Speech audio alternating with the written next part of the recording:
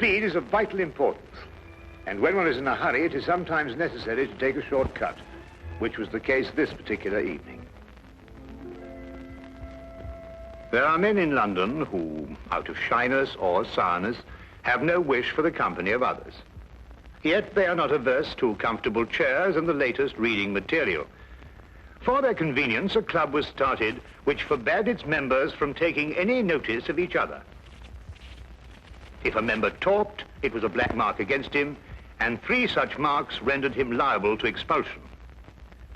Sherlock Holmes was neither shy nor sour, but he joined the St. Denis Club because he found the atmosphere soothing. True, I'd always been diligent about not disturbing him here, but tonight I had come on a matter of the greatest urgency.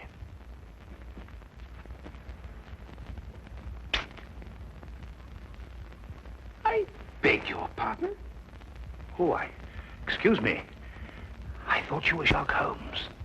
That's not the point. You talked.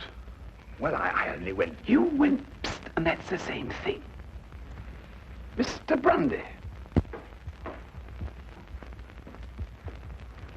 Take this gentleman's name. Your name, sir? Watson. Dr. John Watson. But you made a mistake. I'm not a member of your club. Not a member? How did you get in?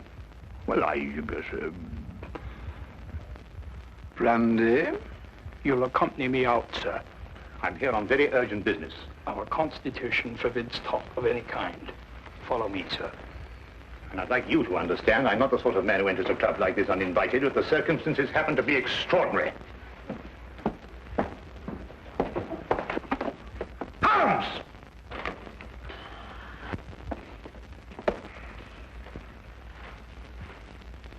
I must ask you, sir, not to attempt to... I don't believe such an incident has ever occurred before. Well, really? Holmes! I've never been so humiliated in my life. Why didn't you speak up in there?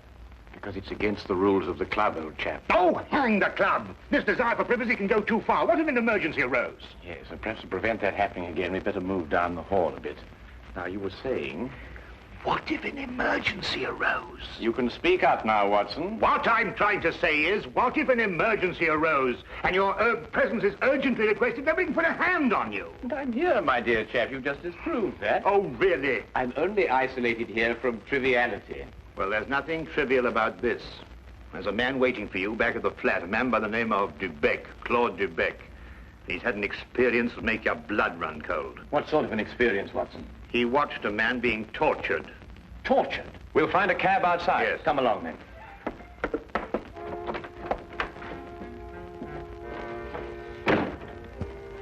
Once outside, we immediately hailed a cab, and I began to tell Holmes what I knew of the case.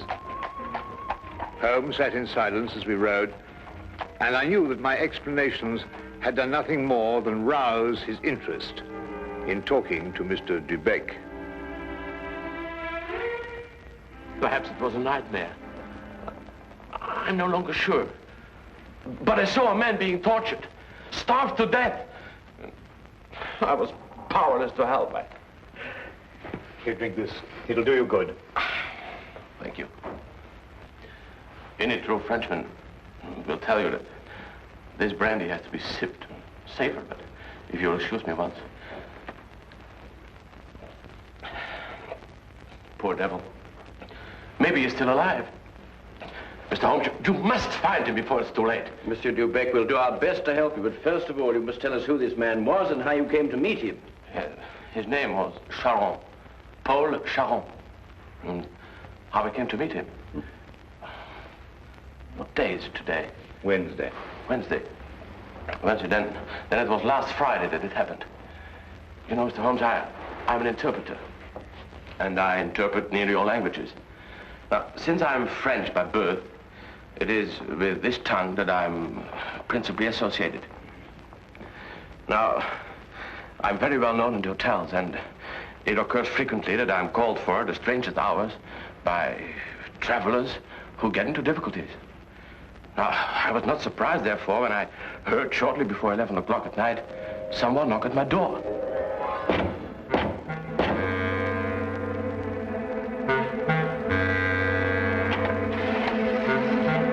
Mr. Beck? I'm he.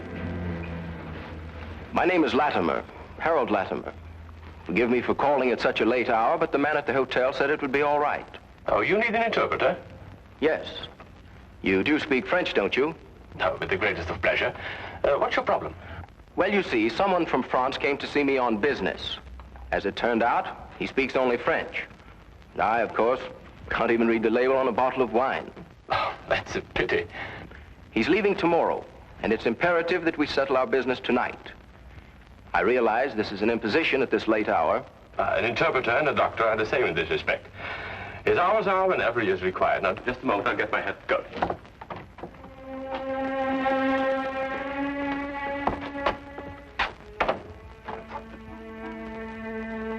Mr. Latimer had a cab waiting outside.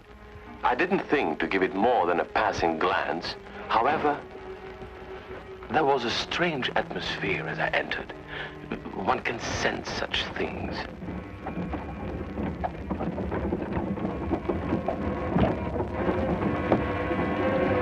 I must ask you not to. I beg your pardon? I prefer the shades drawn, Mr. Dubeck. But they cut out the view. That's exactly their purpose. You'll forgive me, but I have no intention of permitting you to see the place to which we are being driven. What's the meaning of this? You shall find out. Soon.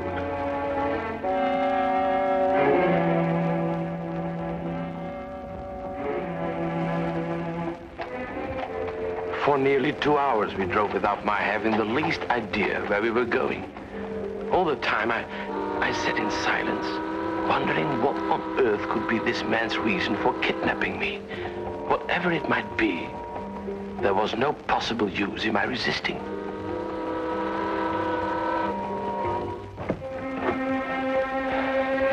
We've arrived, Mr. Dubeck. You're aware this is kidnapping, Mr. Latimer? It is somewhat of a liberty, I admit. We'll make it up to you. You may get out.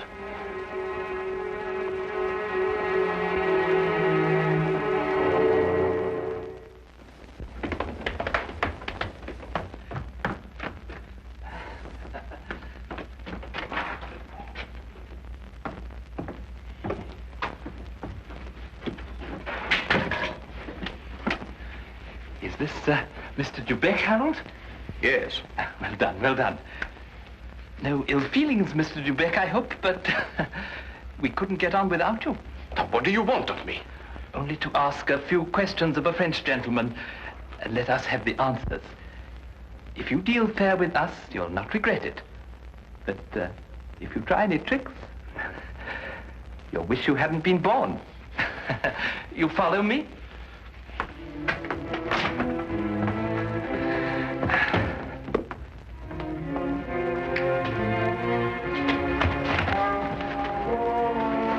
We put him in one of these so as to move him more easily. What have you been doing to this poor man? That is no concern of yours.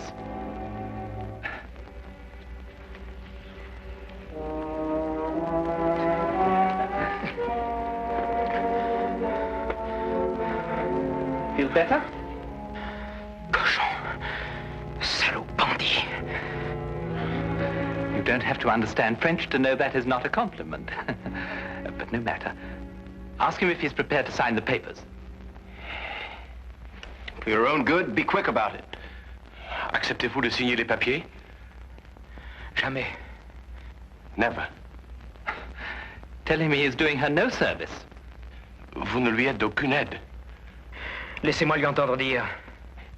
He says, let me hear her say so. Tell him he'll go free if he signs. Signez et vous serez libéré. C'est alors que je ne serai plus jamais libre. He says, then he will never go free. Then he knows what awaits him. Translate that. Vous savez à quelles conséquences vous vous exposez? Peu m'importe. He says he doesn't care. Stop that! It is only the beginning if he persists in being stubborn. Now let us try again and see if we can get better results.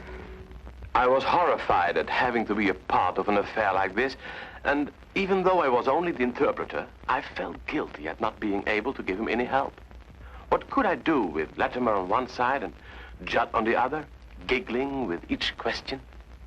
Again and again, I asked him in different ways whether he would give in and sign the document. Again and again, I got the same reply. But soon, a thought came to me. I took to adding little sentences of my own to each question. Innocent ones at first, to see if I could get away with it. When our companion showed no sign of catching on, I played a more dangerous game. I asked him all about himself and learned that his name was Paul Sherlock. He was a stranger in London, that he didn't know what house we were in, that he was being starved to death. In another minute, I might have wormed the whole story out from under their noses, but for the interruption. Who is it? Oh, it's Micheline. The door is locked. Get rid of her. Give me the gun.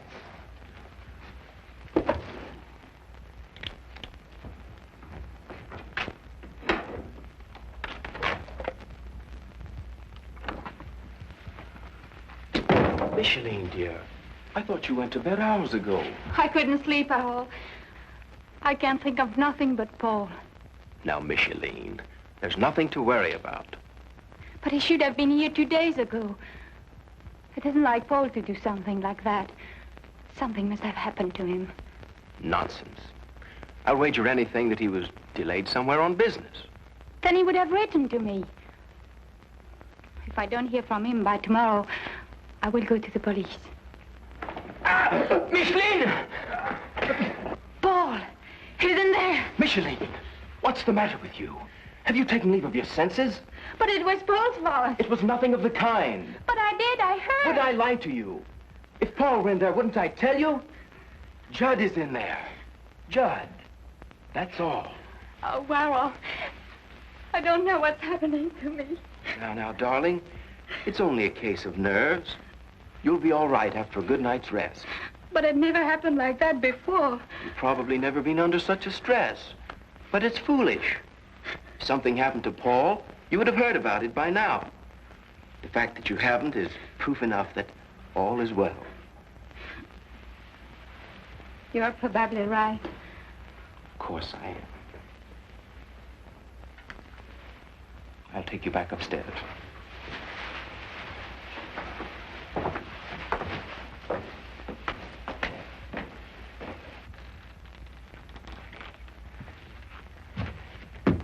You perceive we have taken you into our confidence over some very private business. Shameful business.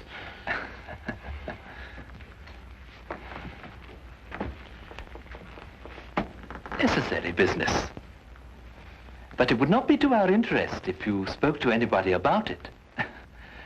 Therefore, I am paying you a fee such as you have never before received in your life.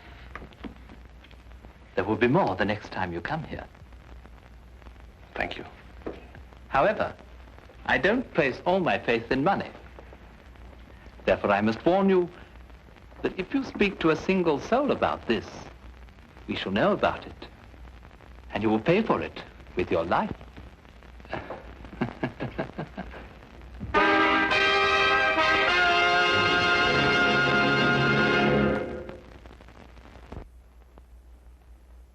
And now we return to the case of the French interpreter. This man, this evil man, escorted me back to the carriage and took his place opposite me. We drove for about half an hour, and the shades were drawn as before. Then we came to a stop, and he ordered me out. I walked for a mile or so, and then I found myself at Wadsworth Common, and there took the train to Victoria Station. I see. And there, I presume, your adventure ended. Yes. Now, I should have gone to the police right away, but I feared for the man's life. Now, Mr. Holmes, someone told me that you worked with a complete discretion. Oh, you can be assured of that. Mr. Holmes, would you please try to find him? I'll try, but you must realize that my success depends almost entirely on your memory. I've told you everything. Only everything you were able to see. I've told you everything. I repeat, Monsieur Dubec. Only everything you were able to see. I don't understand. Well, on the way to the house, you saw nothing because the blinds were drawn in the carriage. Uh-huh. But you could still feel and hear, couldn't you? Now, as you were going along, could you tell whether it was a rough or smooth road? Oh, yes, now I know where you're getting at. Well, during the first part of the trip, the road was smooth. Mm-hmm. And then we seemed to turn off on a country road. A country road? Yes. Now, when you were going along that part of the road, did you hear anything like cattle or poultry or sheep? Sheep? Yes, that's what I heard. Now, think hard. Was there anything else? Oh, well, now I remember. I remember a horn, a foghorn, something like a coal barge passing by. I see. Now, what part of the journey would that be exactly? Toward the end, I'm certain. Was there anything else that you can remember? No. No. Oh, yes, something about the house. Yes, we left the house, and then we seemed to pass through a huge storage room. Yeah. And under the floor, I heard something like rushing water. Water? Yes, a stream. But it couldn't be, but that's what it seemed like. Thank you, Monsieur Dubec. I think I have all the information I require for the present. Have you already found out where he is? No, but I have all the facts at my disposal, and it's now only a question of time.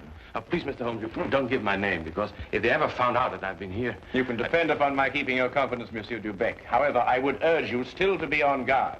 I'll be careful, Mr. Holmes. Good. Thank you. Good night, Mr. Watson. Good night.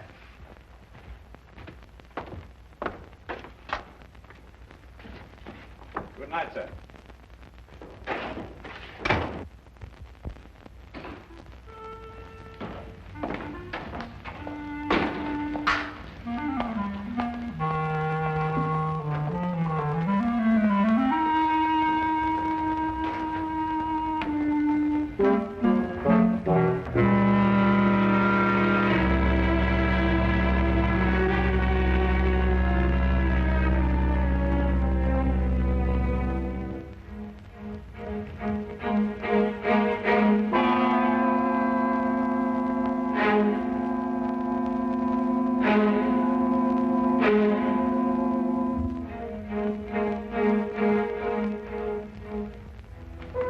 Well, now, Watson, you were listening to what Dubec had to say. Have you any theories?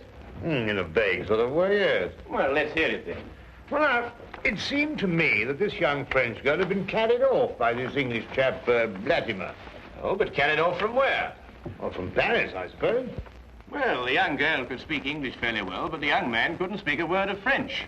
Inference, the young girl had been in England some time, but the young man hadn't been in France. Well, then we can presume she came over on a visit to England, and this man, Harold, persuaded her to run away with him. More than likely, Watson. Then this Charon, the prisoner, brother or guardian, decides to come over on a visit from France. He meets Latimer and his associate, and then for some reason decides against signing away the girl's fortune, of which he is presumably the guardian. The men then resort to force. Excellent, Watson. I'm quite certain that you're not far from the truth now. Well, it's only simple logic. Yes, and with simple logic, we'll find the house. It must be here somewhere. And when we finish translating the facts that Dubec has given us, an X will mark the spot. Now, let's see.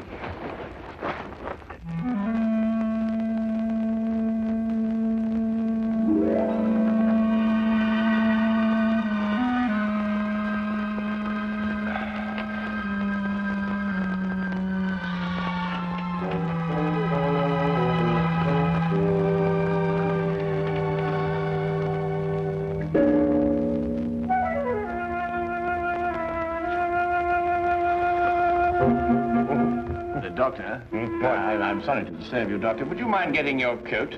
We'll pick up Lestrade on the way. You found it? I believe so.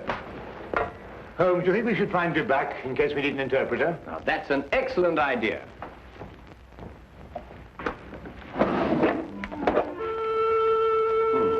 And from what I've heard, I believe these may come in handy. Right.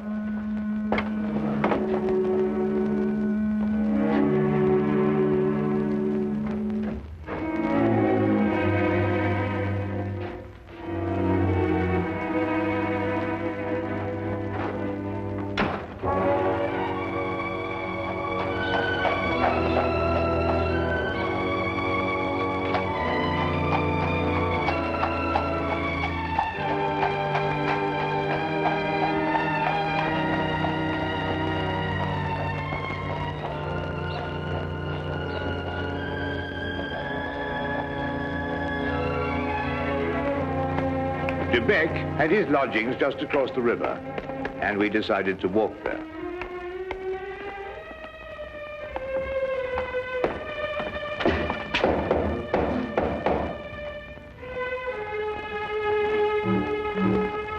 If you're looking for Mr. De Beck, he left about an hour ago. Can you tell us where? Well, I don't know. I only know he drove away with a gentleman in a carriage. Well, did the gentleman leave his name? No, sir. Was he by any chance a rather tall, handsome-looking man? Oh, no, sir. It was a little gentleman with glasses. Did nothing but giggle all the time. Thank you, madam.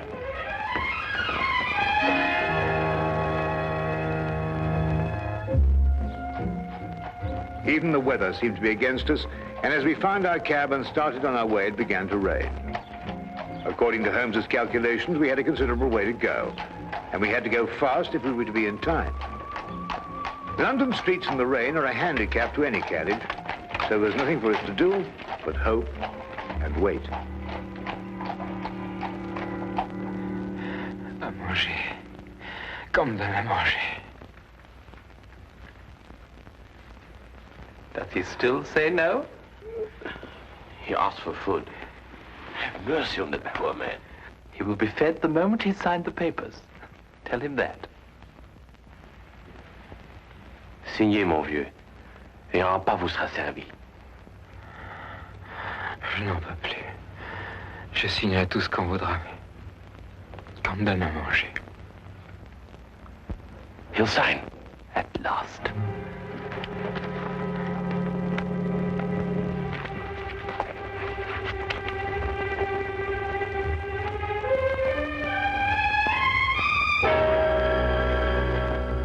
Now feed this man.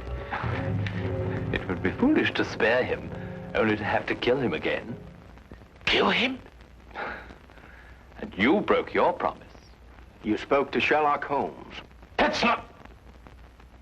That's true. There's no point in lying, but you couldn't tell him where we are. And even the famous Mr. Holmes could never deduce that.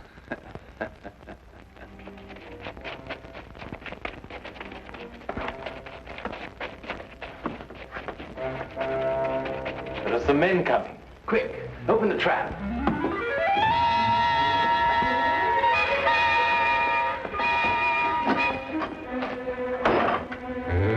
All right, you two, down there.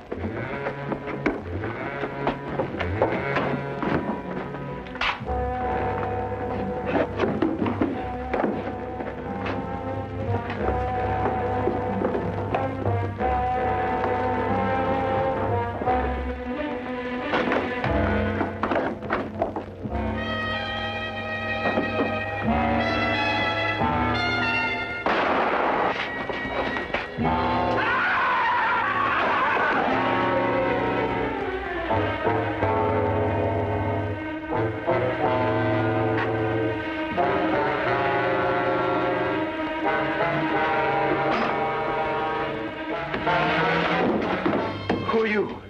What do you want? Does that answer your question? The property was rightfully mine. I'm her husband. It belonged to me. But he controlled it and wouldn't sign it over to me. He found out you were a thief. You can't take me to jail. I only tried to get what was coming to me. I'll see that you do.